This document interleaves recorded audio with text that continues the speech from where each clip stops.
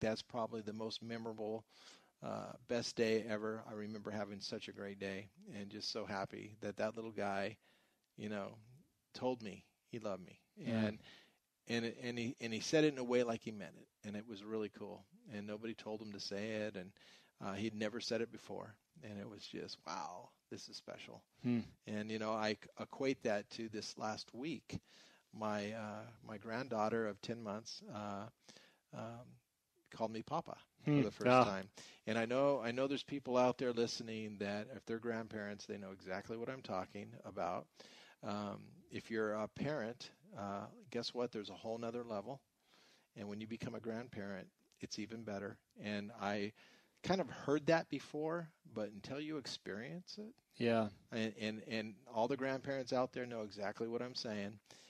It is really special. So what happened with Sadie, that's her name, she, I would always pat my chest and say, Papa, and I would pat her chest and say, Sadie. You know, so the other day she sees me, and she puts her head down like I might to her, and she pats her chest and says, Papa, you know, to me, yeah, you know, and I, you know, once again, it was just like when Chris said it, and when he was a little boy, little kid, toddler, and it really has an effect on you. You know, I love that story, but it also reminds me of you as a leader. You have that emotional side and connection. You talked about it being that way when you're a manager and caring about people, and I think that's important for people to understand that it takes more than just being that hard-nosed leader or that educated leader, but it takes emotion and heart and all those other things to be really good at that job. You know, sometimes as a leader, you have to make really tough decisions and make tough calls, and sometimes you're some of those tough calls, you're actually trying to help somebody, and they don't know it though. You know, and I'm kind of tough that way. You know, trying to do things for people's own good, and teach them like that. And maybe it's a little old school today. People are very sensitive today, as you know, the young people, and you just. It's an interesting environment, but I think these things work still, and I think that if you take an interest in people and you genuinely take that interest and you care, I think those things show through, and I do think they'll run through walls for you. Yeah, I agree. Well, we've gone over our normal amount of time in our interviews, and that's what is great about podcasts. They're authentic, honest, and open, and I just really appreciate what you shared today. I've actually learned quite a few things that I never heard before, and I'm glad that we did this. And, you know, we kind of skirted a lot of in and out stuff, and I know it's so rich in history. Maybe we can talk Lindsay to being on the show one day, because I think that the world would like to hear more about in and out. But certainly from somebody that has led that company and played such a critical role in the last 34 years, it is amazing to hear your story and who you are and what you stand for. I'm pretty sure I'm going to go to In-N-Out on my way home. Hey, as you know what we do behind the scenes. I mean, we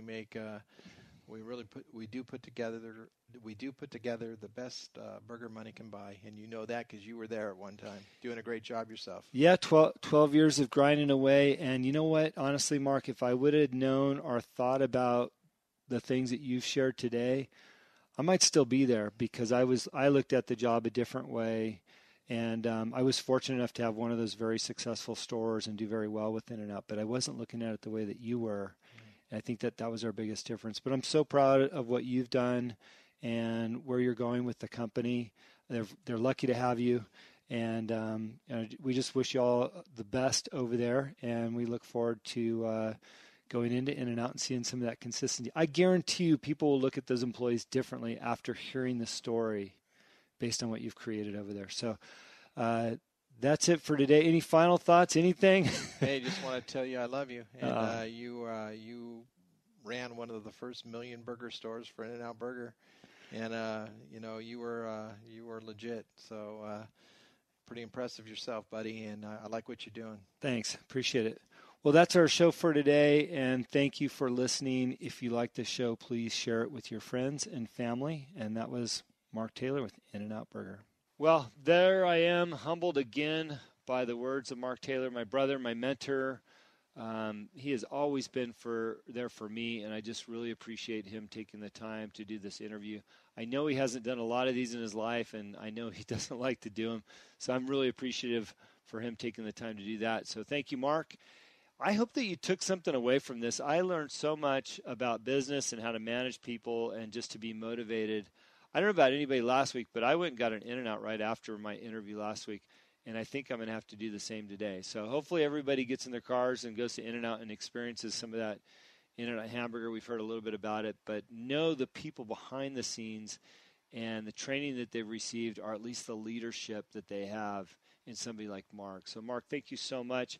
You are certainly a blessing to that company, and the vision and the dreams that you've given them, I just think is incredible. So it reminds me of some of my mentors, David Meltzer out there talking about value for value and spending time every day thinking about the things that you have more than enough. It's such a powerful tool to just sit a few minutes every day writing down the things that you know you have more than enough of, and you'd be surprised how much you actually do have in your life.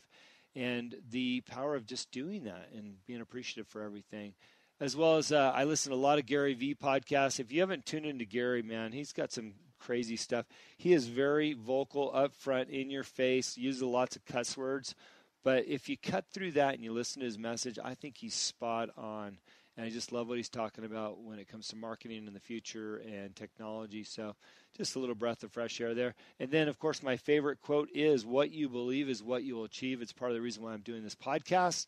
I just was something I always wanted to do, and here I am delivering podcasts to you. And by the way, I've got some really incredible guests coming up. I'm going to try to announce them earlier so that you can see in advance.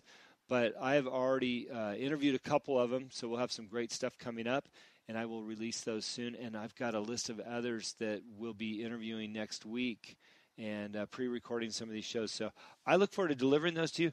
If you like the podcast and the show, please share it with friends. Let them know what you're listening to, what you like about the show. If you can, and if you have time, go on iTunes, give us a ranking, rate us, give us some comments, share the stories. Really appreciate it. So for this week, thank you again. We'll look forward to you tuning in next time.